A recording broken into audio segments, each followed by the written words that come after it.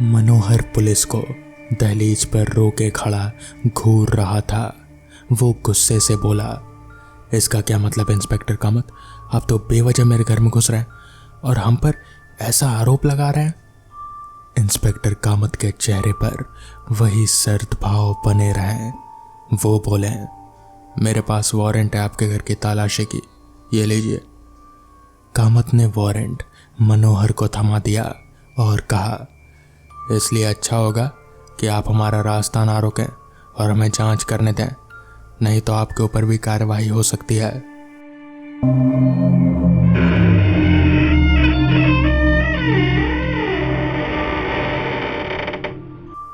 Warrant देख मनोहर की शक्ल से हवाइयां उड़ गई।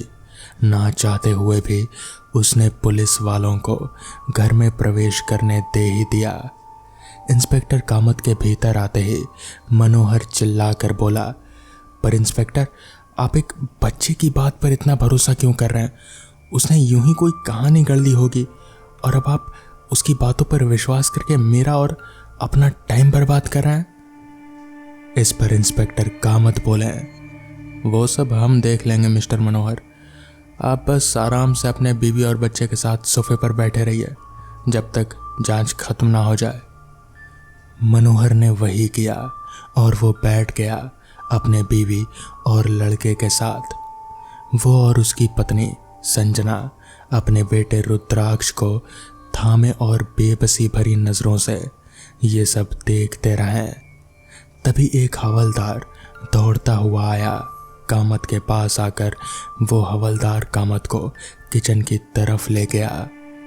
ये देख ना जाने मनोहर को क्या हुआ, वो उठ खड़ा हुआ और सीधे किचन की तरफ भागता हुआ गया। वो इंस्पेक्टर कामत और उस हवलदार से पहले ही किचन में दाखिल हो गया और उसने फौरन ही एक बड़े से किचन नाइफ को उठाकर कामत की तरफ करते हुए कहा, इंस्पेक्टर, एक कदम भी आगे मत बढ़ाना, अभी निकल जाओ मेरे घर से, वरना। इतना कहकर उसने कामत की तरफ से वो चाकू हटाकर अपने गले पर रख लिया और कुर्राते हुए बोला, वरना मैं खुद की जान ले लूंगा। इस समय तक बाकी पुलिसकर्मी भी किचन के बाहर जमा हो चुके थे। संजना भी आ चुके थे और अपने पति को ये हरकत करता देख वो चीख पड़ी, पर कामत पर उसकी इस धमकी का कोई असर नहीं हुआ। वो अपनी जगह पर ही बिल्कुल जमा खड़ा मनोहर को ही देखता रहा और फिर बोला, मनोहर, उस चाकू को नीचे फेंक दो और अपने गुनाहों को कबूल कर लो, इसी में तुम्हारी और तुम्हारे पूरे परिवार की भलाई है। पर मनोहर की आंखों में सनक भरी हुई थी। उस पर इस चेतावनी का कोई असर नहीं हुआ। वो कामत की बात का जवाब देने ही वाला था कि तभी किचन में कहीं से एक आवाज आई जिसने मनोहर का ध्यान भटका दिया और तभी कामत ने फुर्ती दिखाते हुए मनोहर के हाथ से उसका चाकू उछाल दिया और उसे दबोच लिया। कामत ने ऐसा किया ही था कि उसे अपने पीछे से एक भयानक चीख सुनाई दी। कामत ने पलट कर देखा तो पाया कि संजना पागलों की तरह एक फूलदान लिए उसकी तरफ ही आ रही थी, पुलिसकर्मियों को धकेलते हुए।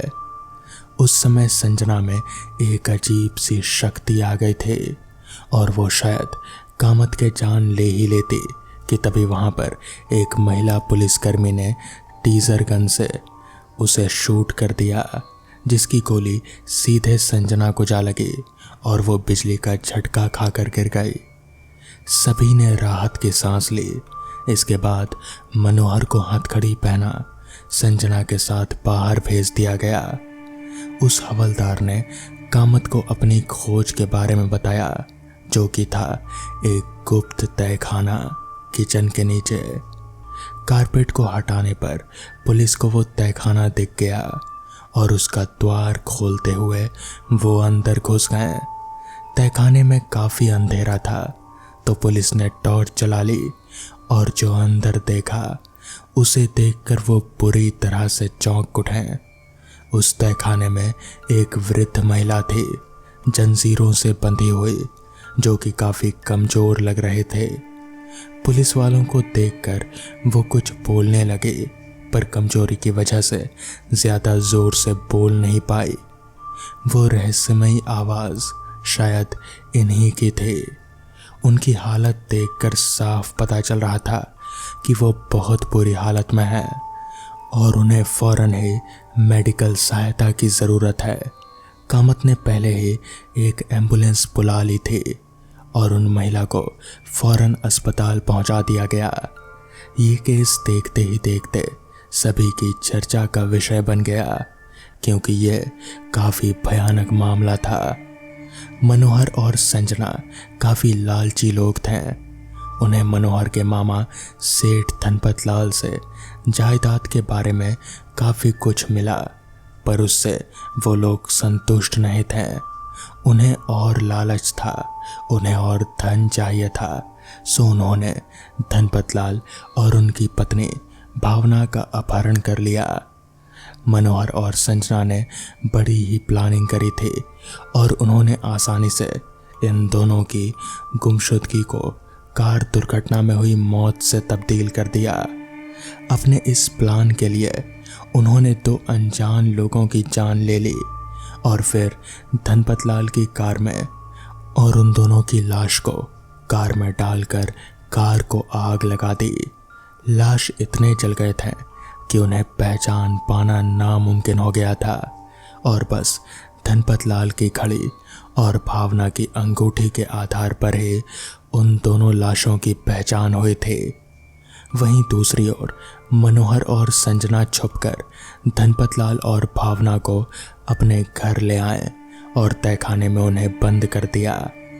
एक तांत्रिक ने उन्हें बताया था कि धनपत लाल और भावना देवी पर कुबेर और माता लक्ष्मी का आशीर्वाद था, जिस वजह से अगर उनकी बलि चढ़ाई जाए तो उसके फलस्वरूप मनोहर और संजना पर धन की वर्षा होगी। इसलिए उन्होंने तांत्रिक के कहे अनुसार खास तारीख पर धनपत लाल की बलि चढ़ा दी। ये सब शायद पुलिस को पता ना चलता अगर विवान ना होता। विवान धनपत लाल की दूसरी बहन का पोता और वो धनपत लाल और भावना को बेहद लाडला था। एक दिन अचानक ही उसे सपने में धनपत लाल दिखने लगे, जो उससे कुछ कहते हैं, पर विवान कुछ समझ नहीं पाता। उनका अर्थ क्या था वो कुछ भी समझ नहीं पाता, लेकिन वो इतना समझ गया था कि धनपत लाल काफ़ी दुखित हैं और वो कुछ बताना चाह रहे थे। और फिर अचानक से ही उसे कुछ दृश्य दिखने लगे, अजीब से, किसी अंधेरी जगह के। और फिर उसे मनोहर और संजना भी दिखे, जो धनपत लाल के लाश को उठाकर ले जा रहे थे। विवान समझ गया कि धनपत लाल और भावना के साथ मनोहर और संजना ने कुछ तो किया था।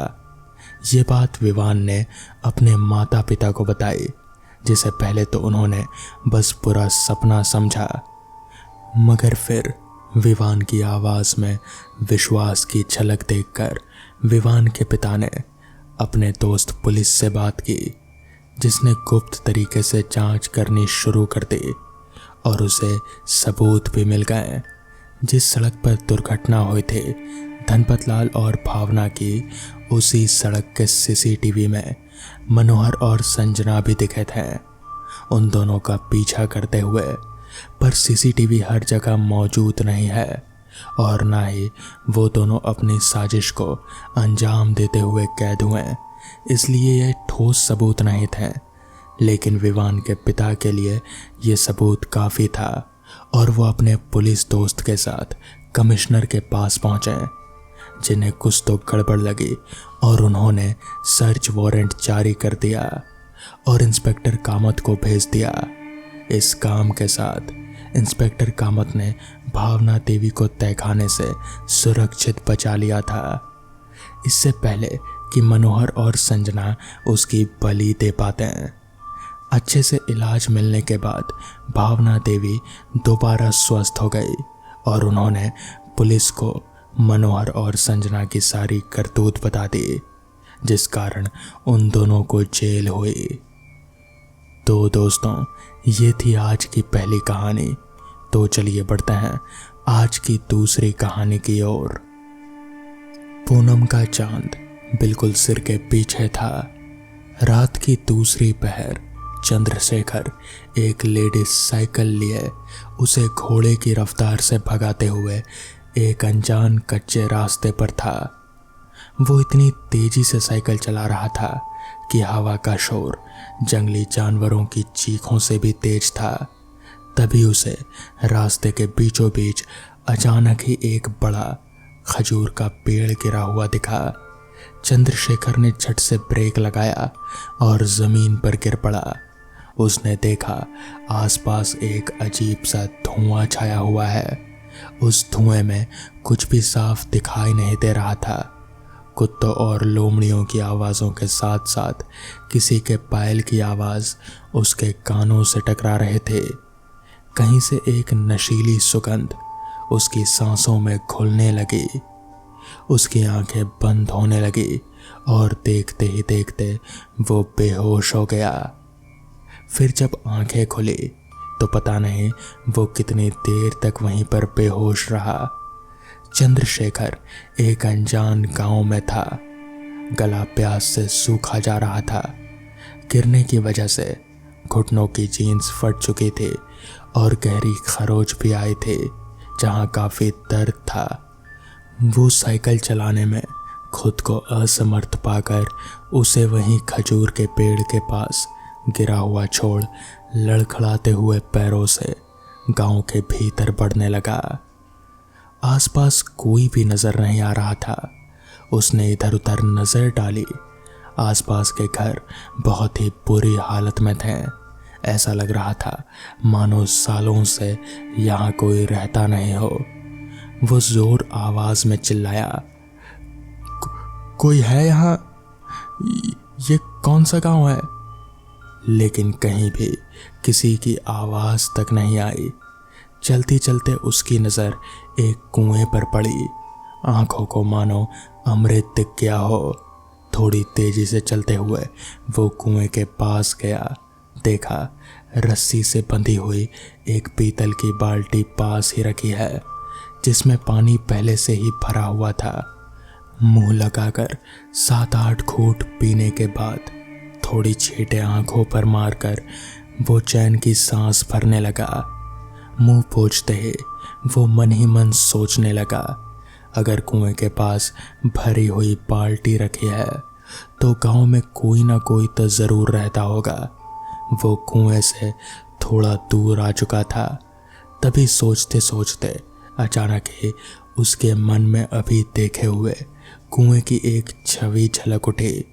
वो पीछे मुड़ा और दोबारा कुएं की ओर बढ़ने लगा। कुएं के पास आते ही एक अजीब सी घबराहट मन को घेरने लगी। कुएं के भीतर झांकने पर उसे पहले तो अंधेरा दिखा, मगर फिर जब उसने अपने जेब से मोबाइल की टॉर्च निकाली तो उसके हाथ कपकपाने लगे और फिर थोड़ी हिम्मत करता हुआ वो अंदर झांका। चंद्रशेखर की आंखें खुली की खुली रह गई। वो कुआं पूरी तरह से सूखा हुआ था। चंद्रशेखर को कुछ भी समझ में नहीं आया कि अगर कुआं सूखा हुआ था तो फिर यहाँ बाल्टी में पानी किसने रखा था। उसे कहीं ना कहीं यह अंदाजा लग चुका था कि वो किसी फेरे में फंस चुका है। वो उस वक्त को कोसने लगा जब रात को वो अपने दोस्त की पार्टी से वापस घर जाने के लिए निकला। उसके दोस्त ने उसे बहुत समझाया कि रास्ता सही नहीं है, उसे रात में नहीं जाना चाहिए, मगर चंद्रशेखर ठहरा हिम्मत वाला लड़का।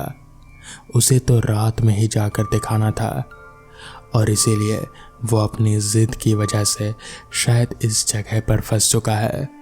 मगर ये जगह है कौन सी, उसे कुछ भी समझ में नहीं आ रहा था। अभी वो कुएं में झांकता हुआ वापस पीछे मुड़ा ही था कि तभी उसे वैसी ही एक आकृति नजर आई जो कि उसे बेहोश होने से पहले नजर आए थे। वो आकृति एकदम से चंद्रशेखर की तरफ बढ़ने लगी। तभी वहां पर अचानक से एक बूढ़ा आदमी आ टपका। उस आदमी के हाथों में एक लालटेन थी। उस आदमी ने अपने जेब से काला काला सा कुछ निकाला और फिर उस आकृति के ऊपर फेंक दिया। उसने चंद्रशेखर को कहा, जल्दी जल्दी यहाँ से निकलो, चलो मेरे साथ। जिसके बाद वो दोनों भागते भागते एक झोपड़ी के पास पहुंचे। वो लोग झोपड़ी के अंदर गए और फिर उस आदमी ने झोपड़ी के दरवाजे पर एक काला सा पत्थर टांग दिया। जिसके बाद चंद्रशेखर ने उस आदमी से पूछा, ये कौन सी जगह है और वो आकृति, वो सब, ये क्या हो रहा है यहाँ पर? इस पर उस आदमी ने कहा, ये गांव शापित है, तुम इस गांव में क्या कर रहे हो?